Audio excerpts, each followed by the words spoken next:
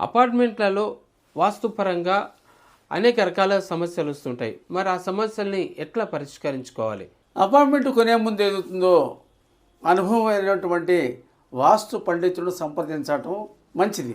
ముందు ఏదవుతుందో మీకు మీ పేరు మీద ఏదికు కలిసి వస్తుందో కనుక్కోవాలి. ఫస్ట్ అమ్మాయి వాళ్ళు కూడా ఒక బ్రోచర్ ఇస్తారు. ఆ బ్రోచర్ ఏదవుతుందో మహాపండితుడికి ఏదవుతుందో చూపించండి. ఆ వాస్తు ప్రకారంగా ఉన్నదా లేదా అని చెప్తాడు. ఏదైనా సలహా ఇస్తాడు.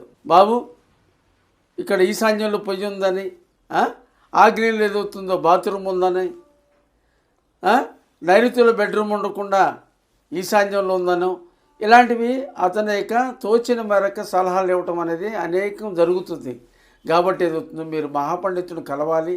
అయితే ఏదవుతుందో మీరు అపార్ట్మెంట్లు కనుక తీసుకునేటప్పుడు మీకు అనుకూలమైన ప్రదేశమా, మీకు ఆర్థికపరమైనటువంటి స్తోమత తగ్గట్టుగా నచ్చినట్లయితే, సరైనటువంటి రవాణా సౌకర్యం కనుక ఉన్నట్టయితే అప్పుడు తీసుకోవాలి. కానీ ఎక్కడ అపార్ట్మెంట్లు కడుతున్నారు కదా మనం వెళ్ళి కొనేద్దాం అంటే కాదు.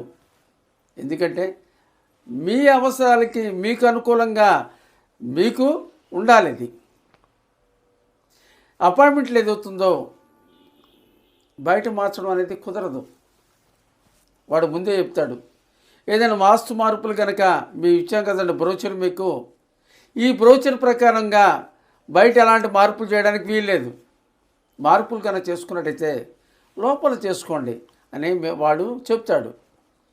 దాని ప్రకారంగా ఆ పండితుడిని తీసుకుని వెళ్ళి లోపల ఏమవుతున్నాయో ఆ చిన్న చిన్న మార్పులు కానీ పెద్ద మార్పులు కానీ అని సలహా ప్రకారంగా మనం పాటించడం మంచిది.